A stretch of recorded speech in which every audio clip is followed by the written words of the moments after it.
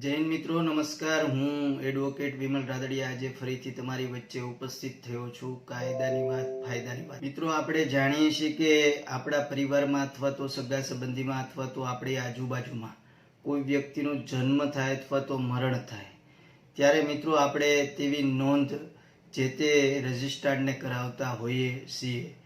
જ્યારે જન્મ અને મરણની નોંધ મિત્રો 1 વર્ષની અંદર કરાવવી ફરજિયાત છે। જો આવી નોંધણી તમે 1 વર્ષની અંદર કરાવતા નથી તો તમારે બાદમાં એવી નોંધણી ફરીથી કરાવવાની થાય ત્યારે તમારે મેજિસ્ટ્રેટ સાહેબના હુકમ મેળવી અને ત્યારબાદ જ આવા જન્મ અને મરણની નોંધણી કરાવવાની હોય છે। એટલે મિત્રો ખાસ ધ્યાન એ રાખવાનું છે કે કોઈ વ્યક્તિનું જન્મ થાય અથવા તો કોઈ વ્યક્તિનું મરણ થાય ત્યારે તેમની નોંધણી 1 વર્ષની અંદર કરવી ફરજિયાત છે। મિત્રો હું આપ તમામ મિત્રોને વિનંતી કરીશ કે મારા પેજ અને આઈડીને ફોલો કરજો અને મારી યુટ્યુબ ચેનલને સબસ્ક્રાઇબ કરજો, જેથી કરીને કાયદાકીય માહિતી તમારી સુધી પહોંચાડી શકું। અસ્તુ।